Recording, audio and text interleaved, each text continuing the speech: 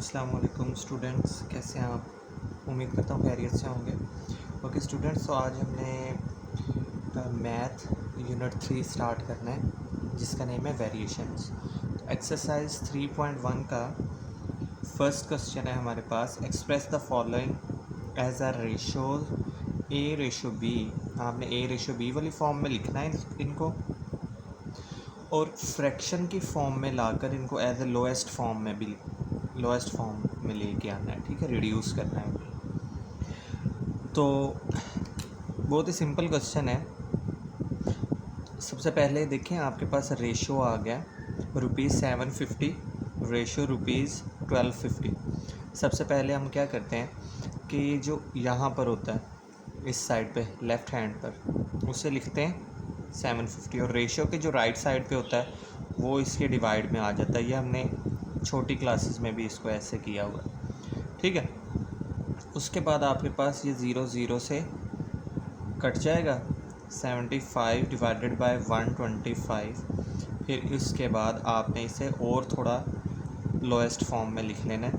अब हम इसे थोड़ा लोएस्ट फॉर्म करेंगे, मतलब इसकी और कटिंग करेंगे। तो 5 के टेबल पे इसकी कटिंग करेंगे। आप इसको डायरेक्टली कैलकुलेटर पर भी कर सकते हैं और कटिंग भी कर सकते हैं। ठीक है, कैलकुलेटर पर अगर करना चाहें हम, तो मैं कैलकुलेटर ले आता हूँ जी। तो कैलकुलेटर पे अगर हम इसे लिखें तो 75 डिवाइडेड बाई 125, तो ये आपके पास डायरेक्टली लोएस्ट फॉर्म आ जाती है, 3 डिवाइडेड बाई 5। तो आपने इसे लोएस्ट फॉर्म में ले आए, और अब हमने इसे वापस ए रेशो बी वाले फॉर्म में लिखना है। मीन्स वो जो न्यूमरेटर होगा उसे पहले, रेशो डिनोमिनेटर बाद में। तो ये आपका आंसर है। ठीक है, तो इसका इस तरह के जो क्वेश्चन है वो मैं एक ही करूँगा, और जो थोड़ा सा डिफरेंट है जिसमें कन्वर्जन होगी वो मैं आपको करवा देता हूँ। बाकी ये आपने ख़ुद करने हैं क्वेश्चन नंबर 1 में। ठीक है जी स्टूडेंट्स, तो इसी का ही पार्ट 2 है आपके पास। यहाँ पे देखें थोड़ी कन्वर्जन आ गई, क्वेश्चन सेम ही रहेगा, बस कन्वर्जन जहाँ पे आ जाए आप देखें, क्योंकि एक आपको जो मेजरमेंट दी है वो है सेंटीमीटर में और एक आपको दी है मीटर में। तो आप क्या कर लें, इसे मीटर को सेंटीमीटर में कर लें। ठीक है, तो उससे हमें ये तो ऐसे ही आ जाएगा 450 सेंटीमीटर, और आपको पता है कि 1 मीटर में आपके पास 100 सेंटीमीटर होते हैं। ठीक है, तो आपने 100 सेंटीमीटर लिख देना है एक साइड पर, और अभी से हम मल्टीप्लाई कर लेंगे 100 के साथ, तो ये भी आपके पास सेंटीमीटर में आ जाएगा। तो 450 सेंटीमीटर, और ये हो जाएगा 300 सेंटीमीटर। तो जब दोनों ही 300 सेंटीमीटर मतलब सेंटीमीटर में आ गए हैं, तो आपके पास ये स्टैंडर्ड फॉर्म आ गई है। तो अब आप क्या कर लेंगे, इसे वैसे ही 450 लिखेंगे, इसे डिवाइड 300, और अब हम इसे लोएस्ट फॉर्म में कैलकुलेटर पर कर लेंगे। ठीक है, 450 डिवाइडेड बाय 300, तो ये आपके पास आ गया 3/2। तो 3/2 आ गया आपके पास, और आप क्या कर लेंगे, ये भी सेंटीमीटर में है, ये भी सेंटीमीटर में है। तो अब आप इसे 3 सेंटीमीटर रेशो 2 सेंटीमीटर में लिख देंगे। ये आपका आंसर है। ठीक है, तो चलें अब इसी तरह का कोई और डिफरेंट अगर कोई क्वेश्चन हुआ तो वो मैं देख लेता हूँ, वो फिर वो कर लेते हैं जी स्टूडेंट्स। तो आपके पास जो 4th क्वेश्चन है उसमें आपको मुझे लगा कि शायद ये थोड़ा प्रॉब्लम कर सकते हैं, तो इसीलिए ये कर लेते हैं। वैसे ये भी इजी है। अब आप देखें कि यहाँ पर आपको ये मिनट्स और सेकंड्स में दिया है और ये आवर्स में दिया है। सबसे पहले तो हम इसे क्या कर लेते हैं, कन्वर्ट कर लेते हैं, फिर इसे रेशो की फॉर्म में लिख लेंगे। आप पहले रेशो की फॉर्म में भी लिख सकते हैं। तो मैं क्या कर लेता हूँ, मैं सबको सेकंड्स में ले आता हूँ, क्योंकि बड़ी से छोटी पे आना आसान होता है ना, तो मिनट्स से सेकंड्स में आना इजी है। तो मैं क्या कर लेता हूँ, 27 मिनट्स है मेरे पास, और 27 मिनट्स, और 1 मिनट्स में कितने सेकंड्स होते हैं, 1 मिनट में 60 सेकंड होते हैं। इसको 60 से मल्टीप्लाई करेंगे 27 को, और क्योंकि ये भी इसी का ही हिस्सा है तो प्लस 30 सेकंड्स, ये पहले से ही सेकंड्स में है तो ये सारे के सारे सेकंड्स में आ जाएंगे। और यहाँ पर क्योंकि 1 आवर है और 1 आवर में आपके पास 60 मिनट्स होते हैं। ठीक है, और 60 ही सेकंड्स होते हैं, तो ये भी फिर सेकंड में इस तरह से आ जाएगा। तो अगर आप इसे सॉल्व कर लें तो इसे हम कैलकुलेटर पे सॉल्व कर लेते हैं। 27 × 60 + 30, बल्कि पहले हम मल्टीप्लाई कर लेते हैं, +30। ओके, तो ये हमारे पास आ गया 1650 सेकंड्स, और यहाँ पे तो आ जाएगा 3600 सेकंड्स। आप डायरेक्टली भी इसको 3600 सेकंड्स लिख सकते हैं, ठीक है। ओके, अब हम इन्हें रेशो की फॉर्म में लिख लेते हैं। Seconds ratio 3600 seconds. तो अब इसे फ्रैक्शन फॉर्म में लिखेंगे, डिवाइडेड बाय 3600 सेकंड्स, और इसे लोएस्ट फॉर्म में हम लिख लेते हैं 1650 डिवाइडेड बाय 3600। तो ये हमारे पास आ गया 11 डिवाइडेड बाय 24, ये भी सेकंड है, ये भी, तो हमारे पास लोएस्ट फॉर्म में आ गया 11 सेकंड्स रेशो 24 सेकंड्स। ये आपके पास आंसर है, ठीक है जी। तो आगे वो मैं देख लेता हूँ कोई अगर कोई चेंज हुआ, वरना हम क्वेश्चन नंबर 2 करते हैं। जी स्टूडेंट्स, तो आपके पास क्वेश्चन नंबर 2 है। इन क्लास ऑफ 60 स्टूडेंट, एक क्लास है उसके अंदर 60 स्टूडेंट्स हैं, 25 जो हैं वो गर्ल्स हैं, ओके, और जो बाकी के हैं वो हैं आपके पास बॉयज़। तो आपने boys to the total student निकालना है, रेशो इनकी, और बॉयज़ से गर्ल्स की। तो सबसे पहले तो हम बॉयज़ निकाल लेते हैं ना कि बॉयज़ कितने हैं। तो टोटल स्टूडेंट्स कितने हैं? टोटल स्टूडेंट्स हैं आपके पास 60। तो टोटल स्टूडेंट्स आपके पास 60 हो गए। तो ऑब्वियसली फिर आपके पास बॉयज़ कितने होंगे? बॉयज़ आपके पास निकलेंगे 60 माइनस गर्ल्स, ऐसे ही है। तो आपके पास 60 में से माइनस गर्ल्स कितनी हैं? 25 करेंगे तो ये आपके पास आ जाएगा 35, ठीक है। तो 25 आपके पास गर्ल्स हैं, 35 आपके पास बॉयज़ आ गए हैं। तो अब हम ये दो चीज़ें जो हैं अब ये इजीली अब हमारी फाइंड हो जाएंगी, ठीक है। तो अब boys to the total students हमने करना है, मतलब 35 रेशो 60। तो पहले बॉयज़ और फिर 60 लिखेंगे, उन्होंने पहले बॉयज़ और फिर टोटल कहा है, ठीक है। चलें नेक्स्ट पेज पे चलते हैं जी। तो बॉयज़ आपके पास हैं 35 और रेशो टोटल स्टूडेंट हैं आपके पास 60। तो हम फिर इसे फ्रैक्शन फॉर्म में लिखेंगे 35 डिवाइडेड बाय 60, और आप इसे कैलकुलेटर पर इजीली 35 डिवाइडेड बाय 60, तो ये आपके पास 7/12 आ गया। तो 7 रेशो 12 आपने लिख दिया, एक आपका आंसर ये हो जाएगा, ठीक है। और अब आपके पास जो दूसरी उसने बात की थी वो थी बॉयज़ टू गर्ल्स, बॉयज़, ये फर्स्ट था बॉयज़ रेशो गर्ल्स। तो बॉयज़ टू गर्ल्स है, तो बॉयज़ आपके पास कितने हैं? बॉयज़ हैं 35, गर्ल्स आपके पास कितनी हैं? गर्ल्स हैं 25। तो सिमिलरली 35 डिवाइडेड बाय 25, तो दैट इज़ 35 डिवाइडेड बाय 25, तो ये आपके पास 7/5 आ गया। तो आपका आंसर आया 7 रेशो 5, ठीक है। चलें तो क्वेश्चन नंबर 3 की तरफ चलते हैं। ओके, तो क्वेश्चन नंबर 3 है आपके पास, if 3 × 4x - 5y = 2x - 7y, find x ratio y। आपने इस इक्वेशन में से x रेशो y की वैल्यू निकालनी है, ठीक है। तो सबसे पहले हम क्या करते हैं, ये 3 को अंदर मल्टीप्लाई करवा लेते हैं। 3 4 ज़ार 12x - 5 3 ज़ार 15y, 2x - 7y। अब x वालों को हम इकट्ठा कर लेते हैं, y वालों को इकट्ठा, तो मैं इसको यहाँ ले आता हूँ और ये यहाँ। तो 12x यहाँ ये प्लस का है, यहाँ आके माइनस का हो जाएगा, = -7y यहाँ था, ये माइनस का यहाँ आकर +15y हो जाएगा। 12 - 2 करेंगे तो आपके पास आ गया है 10x, = 15 - 7 करेंगे तो आपके पास आ गया 8y, ओके। अब क्योंकि आपने निकालनी है x रेशो y, तो हम क्या कर लेते हैं, मैं y को यहाँ ले आता हूँ इसके नीचे, देखें ना x रेशो y का मतलब ऐसे होता है ना, x डिवाइडेड बाय y। तो मैं x को यहाँ रहने देता हूँ और y को यहाँ ला के डिवाइड करवा लेता हूँ इसके साथ 10x के साथ, तो क्योंकि 10 इसके साथ मल्टीप्लाई हो रहा है वो 8 के साथ आके डिवाइड हो जाएगा, ऐसे हो जाएगा ना। ये यहाँ x के साथ आके डिवाइड हो गया, ये मल्टीप्लाई हो रहा है 8 के साथ आके डिवाइड हो गया। तो अब हम इसे क्या कर लेंगे, इसे आप सिंपल फॉर्म में ले आओ, इस पर लिख कर 8 डिवाइडेड बाय 10, तो आपके पास 4/5 आ गया। और हमारे पास यहाँ क्या है, x y, और क्योंकि हमें निकालना है x रेशो y, तो ये हो जाएगा 4/5। तो ये आपका आंसर, ठीक है। चलिए क्वेश्चन नंबर 4 पे चलते हैं। ओके स्टूडेंट्स, तो क्वेश्चन नंबर 4 है, find the value of p। आपने p इससे फाइंड करनी है, ठीक है। तो उसने यहाँ पे लिखा है, जो ये आपको दिया है 2p+5 ratio 3p+4 and 3/4 are the equal.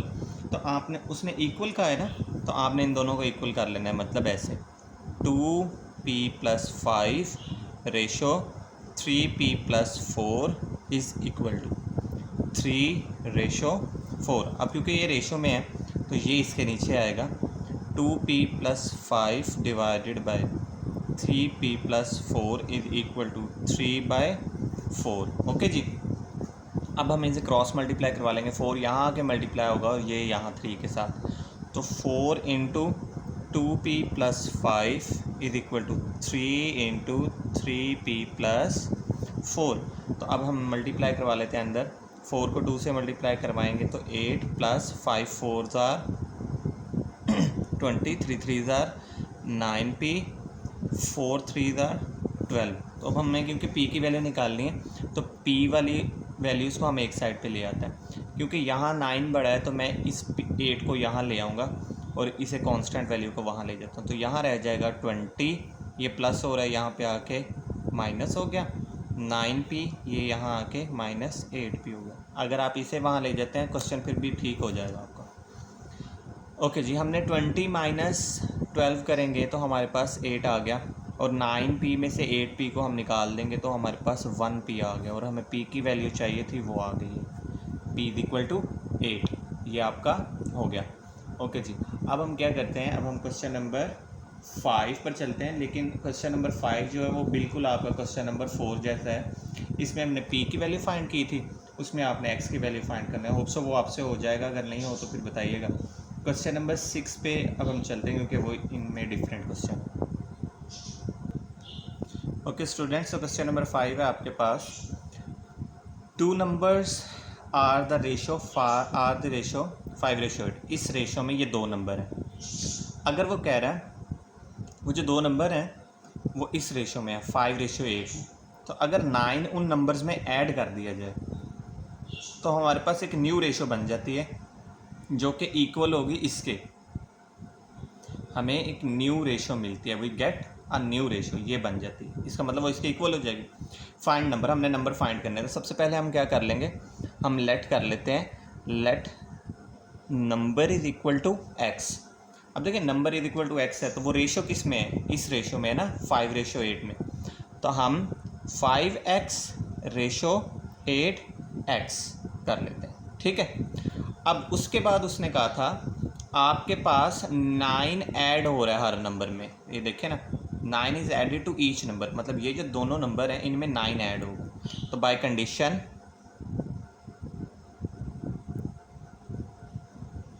Condition we get, हमें क्या मिल जाएंगे, तो 5x + 9, इसमें भी ऐड होगा 9, और 8x + 9 इसमें भी ऐड होगा।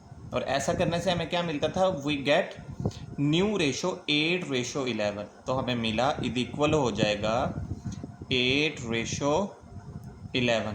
तो अब आप अगर ये देखें तो ये आपका प्रीवियस क्वेश्चन की तरह हो गया, जैसे हमने 4 क्वेश्चन किया था, ठीक है। तो इसमें से x की वैल्यू आपने अब निकाल लेनी है जी स्टूडेंट्स। तो क्वेश्चन नंबर 7 आपके पास है, if 10 is added in each number, same previous की तरह क्वेश्चन है, मैं आपको सिर्फ वो फिर से बना के दूंगा, इक्वेशन आपने आगे से फाइंड कर लेनी है। ओके, तो अब ये देखें, if 10 is added in each number, हर नंबर में अगर 10 ऐड कर दिया जाए ऑफ द रेशियो जो इस रेशियो में है, then we get a new ratio. देखा ठीक सेम वैसे ही क्वेश्चन है, व्हाट आर द नंबर्स। तो यहाँ पे सबसे पहले लेट आपने कर लेना है, let number is equal to x. तो जो नंबर होगा वो एक्स होगा। तो वो कह रहा है किस रेशियो में है आपके नंबर, तो वो हैं इस रेशियो में 4:13, मतलब 4x रेशो 13x। तो ये आपके नंबर होंगे। तो बाय कंडीशन क्या हो जाएगा, ओके आप इनको फर्स्ट ऐसे भी कह सकते हैं, first number is equal to 4x and second number is equal to 13x, ऐसे भी कह सकते हैं, क्योंकि उसने कहा है ना व्हाट आर द नंबर्स। तो लास्ट में आपको जो x की वैल्यू फाइंड होगी उसको यहाँ पे पुट करके आपके पास दोनों नंबर निकल आएंगे। लास्ट क्वेश्चन में भी इसी तरह ही आपने कर लेना है। इसे आप फर्स्ट नंबर कह लें 5x को, ओके, और ये सेकंड नंबर कह लेते हैं इसे 8x को। तो जो x की वैल्यू आएगी वो आपने यहाँ पुट करनी है, वो इसके साथ मल्टीप्लाई हो जाएगी। आई थिंक इसकी जो x की वैल्यू आती है वो, अगर मुझे याद आए तो शायद 3 आएगी, ऑलमोस्ट, अगर 3 आएगी, देख लीजिएगा क्या आएगी एग्जैक्टली, मुझे अभी याद नहीं है। 3 आएगी तो वो इससे मल्टीप्लाई होके नंबर आ जाएगा, ठीक है, दोनों आपके पास नंबर सेम। ये भी वही क्वेश्चन है। तो कंडीशन मैंने आपको बना के दिया। अब वो कह रहा है अब आपने क्या करना है, इनमें 10 ऐड करने हैं। तो 4x plus 10 ratio 13x plus 10 equal हो जाएगा 4:13 में, ओके। तो ये आपके पास बन जाएगा। सिमिलरली वैसे ही क्वेश्चन हो गया ना, ये देखें 4x plus 10 divided by 13x plus 10 is equal to 4 divided by 13। फिर क्रॉस मल्टीप्लाई सेम वैसे ही क्वेश्चन हो जाएगा। x की वैल्यू फाइंड कर लीजिएगा, यहाँ पुट करके दोनों नंबर आपने फाइंड कर लेने हैं, ओके। चलें तो आगे नेक्स्ट क्वेश्चन करते हैं। ओके स्टूडेंट्स, तो क्वेश्चन नंबर 8 है आपके पास। Find the cost of 8 kgs of mangoes. 8 kg mangoes आपने फाइंड करनी इसकी कॉस्ट, जबकि वो कह रहा है अगर 5 kg मैंगोज़ की कॉस्ट आपके पास ये होगी। तो मैं ये आपको, ये एक दूसरे सिंपल तरीके से भी होता है, लेकिन मैं आपको, क्योंकि ये रेशो वाला सारा कुछ चल रहा है एक्सरसाइज, तो फिर मैं आपको इसको रेशो में ही करवाऊँगा। सबसे पहले आपने क्या कर लेना है, यहाँ क्योंकि हमारे पास देखो वेट की बात की जा रही है, तो आपने लिखना है वेट है केजी के अंदर, ठीक है। और फिर हमारे पास मैंगोज़ की बात की जा रही है, और वेट क्योंकि केजीज हैं, और कॉस्ट की बात की जा रही है, सॉरी, वेट है आपके पास मैंगोज़ का, और कॉस्ट इन रुपीज़ में बात की जा रही है, ठीक है। तो अगर वो कह रहा है 5 kg मैंगो, इसकी आपके पास कॉस्ट है 250 रुपीज़, ओके। तो आपने क्या फ़ाइंड करनी है, 8 kg मैंगो की वैल्यू आपने फ़ाइंड करनी है। जो फ़ाइंड करना है उस पर हम x लिख लेंगे यहाँ पर, ओके। हमेशा आपके पास ये जो x वाली वैल्यू होती है ये ऊपर डायरेक्टली प्रोपोर्शनल होती है, डायरेक्टली प्रोपोर्शनल और इन्वर्सली प्रोपोर्शनल। ये आपने छोटी क्लासेस में किया है 8th क्लास में, तो अभी इस पे तो टाइम वेस्ट नहीं करूँगा, लेकिन मैं आपको डायरेक्टली बताता हूँ। x जो है, x वाली हमेशा वैल्यू एरो ऊपर होता है, ओके, ये एरो वाले वे से करवा रहा हूँ मैं आपको। और अब आप देखें 5 kg मैंगो होगी तो इतनी होगी आपके पास प्राइस 250। ऑब्वियसली 8 kg मैंगो तो ज़्यादा होगी ना प्राइस। जब एक चीज़ बढ़ती है तो दूसरी भी बढ़े, तो वो भी आपके पास डायरेक्टली प्रोपोर्शनल होता है, ठीक है। और डायरेक्टली में हमेशा एरो ऊपर होता है। अब तरीक़ेकार क्या है, हेड वाले को हम पहले लिखते हैं, ठीक है, फिर रेशो का साइन डालते हैं, और टेल वाले को बाद में लिखते हैं, जो आपके पास 8 है, ठीक है। उसके बाद प्रोपोर्शन का साइन आता है, हेड वाले को पहले और टेल वाले को बाद में। ये इस तरह से आपके पास रेशो वाली फॉर्म में आ जाएगा। और इस चीज़ को हम बहुत बेहतर जानते हैं, ये जो दरमियान में है इनको हम कहते हैं मीन वैल्यू, और जो आपके पास टॉप पर है लास्ट टू लास्ट उसे हम एक्सट्रीम कहते हैं।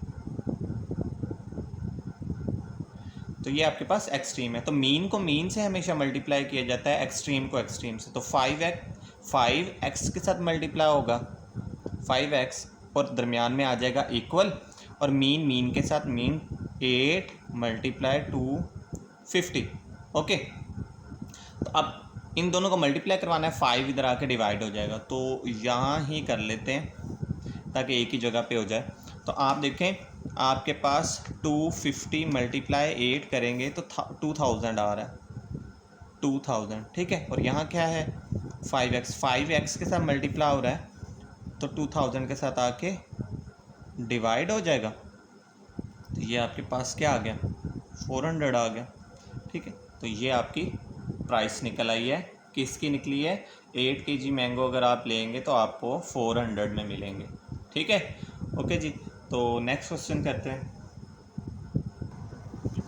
ओके स्टूडेंट्स, तो आपके पास क्वेश्चन नंबर 9 है, if A/B = 7/6 then find the value of this. इसकी आपने वैल्यू फाइंड करनी है। अगर A/B आपको ये दीजिए, अब देखें A/B = दी है 7/6, इट मीन्स ये है A/B = 7/6, ठीक है। आपको ये वैल्यू दे दी है और आपने वैल्यू फाइंड करनी है इसकी 3A + 5B ratio 7B - 5A। तो ये कैसे है 3A + 5B divide 7B - 5A।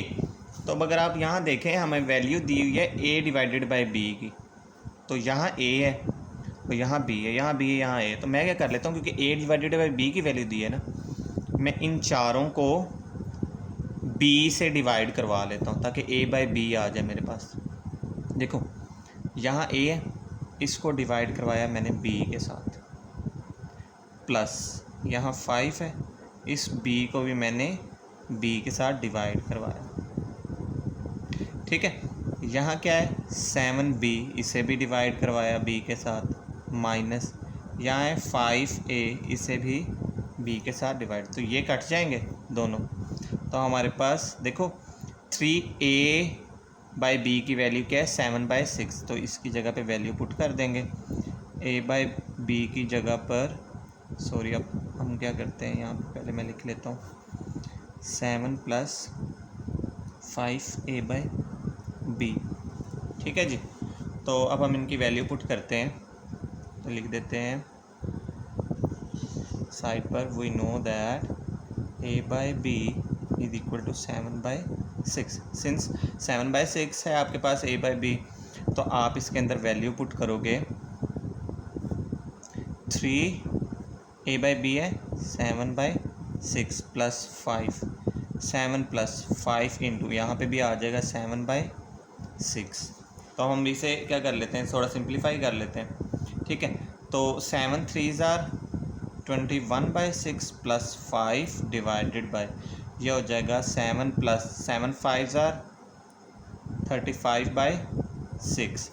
तो आपके पास क्या आ जाएगा, तो हम कैलकुलेटर का यूज़ करते हैं, 21 डिवाइडेड बाय 6 + 5, तो ऊपर आपके पास आ गया 17/2, नीचे क्या आएगा 7 + 35/6, नीचे आ गया 77/6।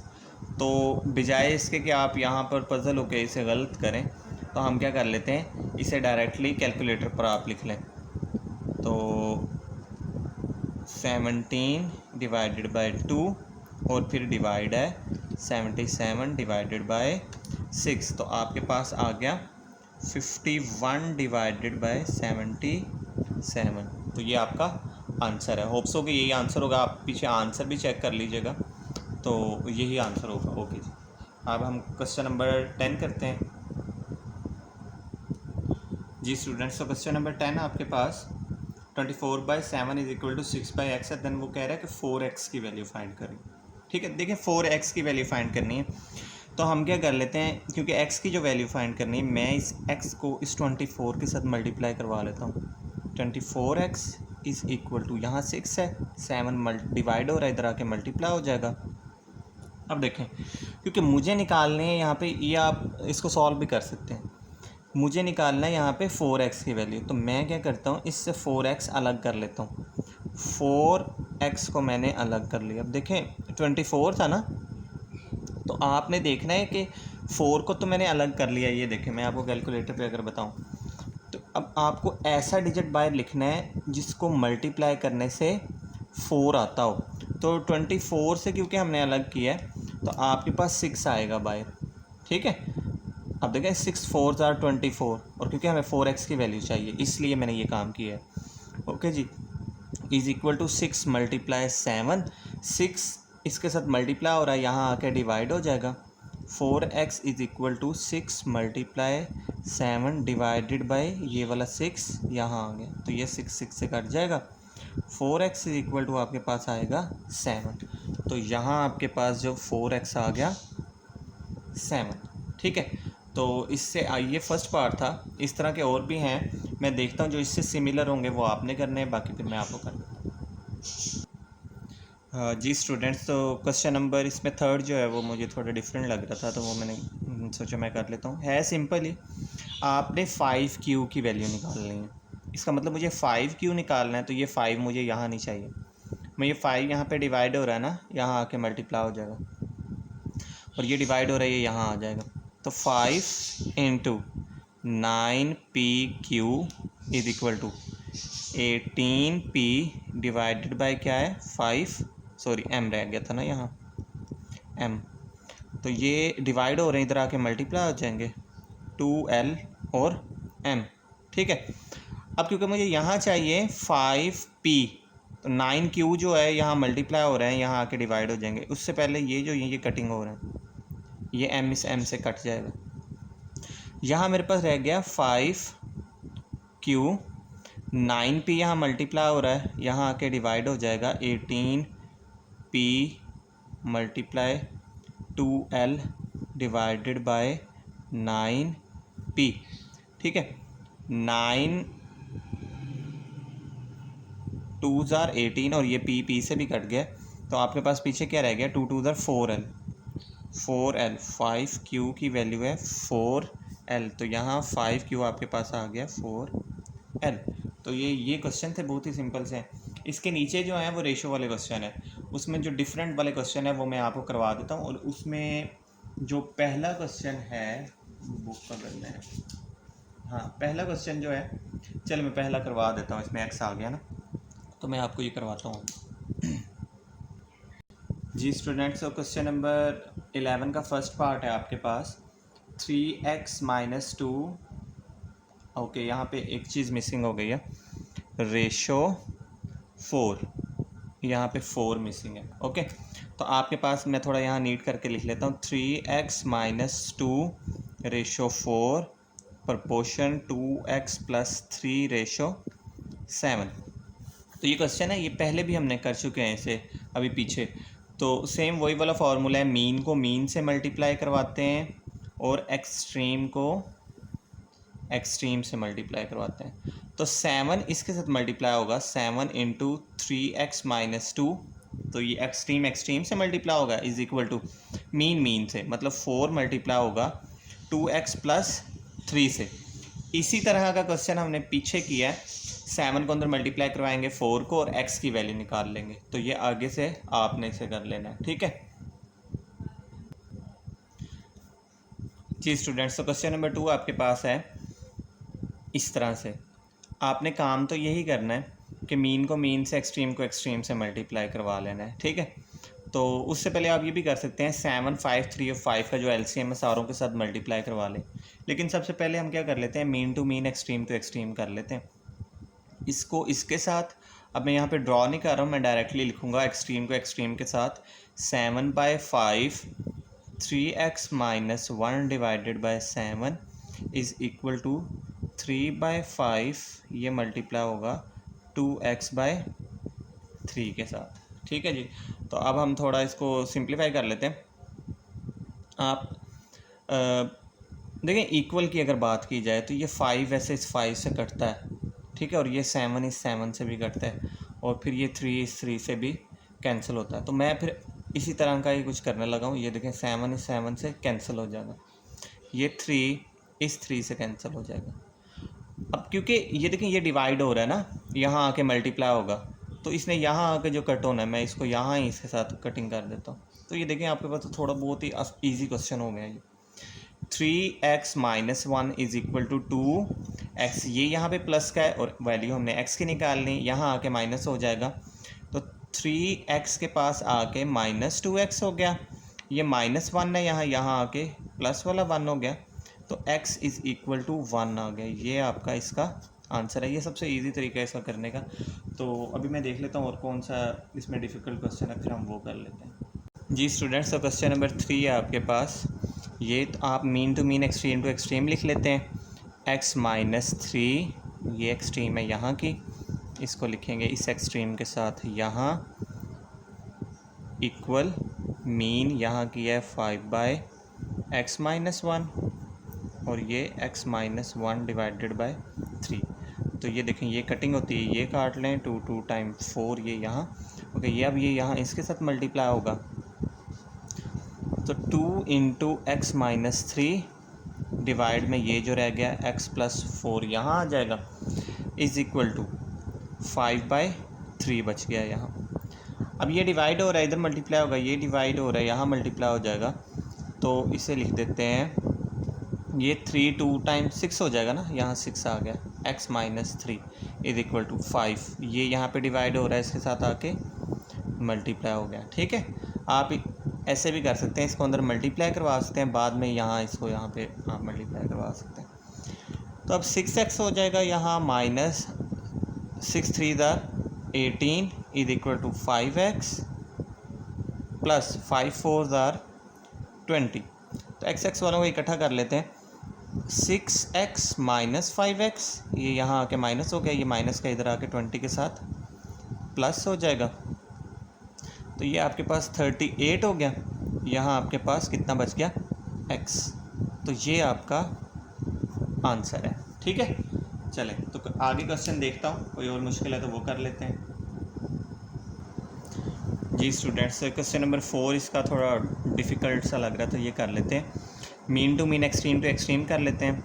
मीन को मीन के साथ पहले मैं यहाँ लिख लेता हूँ, p³ - q³ divided by p + q is equal to extreme to extreme यहाँ लिख लेते हैं। p - q का स्क्वायर यहाँ लिख लिया, इसे मैं यहाँ लिख रहा हूँ p² plus pq plus q²। Okay ji, ये यहाँ ऐसे आ गया।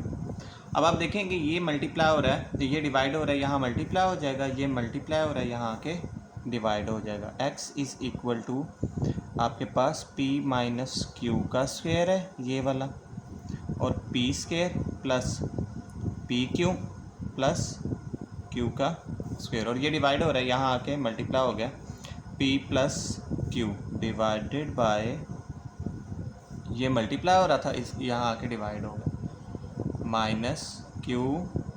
-q³। ओके जी, देखें ये यहाँ आ गया नीचे इसके पास यहाँ, और ये ऊपर आ गया। ठीक है, तो हम क्या करते हैं, इसका फार्मूला खोल लेते हैं। p - q का whole square p² plus pq plus q², तो आपके पास आ गया p + q divided by whole का क्यूब। क्या फार्मूला होता है, यहाँ फार्मूला लिख लेते हैं, a³ माइनस वाला है -b³, तो फार्मूला होता है a - b into a² plus ab plus b²। यहाँ माइनस हो तो यहाँ प्लस आ जाता है ना, और अगर ये प्लस वाला फार्मूला होता है, यहाँ प्लस आता, यहाँ माइनस आता। ठीक है, तो अब हम इसे फार्मूला खोलते हैं, a - b मतलब p - q into a² plus ab plus b²। ठीक है, तो अब हम इनकी कटिंग कर लेते हैं। ये माइनस वाला इस स्क्वायर से कट जाएगा, क्योंकि ये 2 है ना, एक इससे कट गया, और ये इससे कट जाएगा, तो आपके पास पीछे क्या बचा, x is equal to p - q और p + q, एक बार प्लस में है एक बार माइनस में है, तो P square minus Q square हो जाएगा। ऐसा क्यों?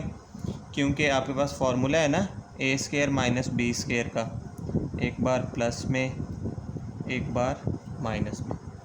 तो ये आपका लास्ट क्वेश्चन था, यही मुझे सबसे डिफ़िकल्ट लग रहा था। इससे नीचे वाला जो क्वेश्चन है वो इजी है, वो आप कर लेंगे, वो फर्स्ट क्वेश्चन जैसा ही है। ठीक है, तो आज के लिए इतना ही। तब तक के लिए अपना ख्याल रखिए। अल्लाह हाफिज़।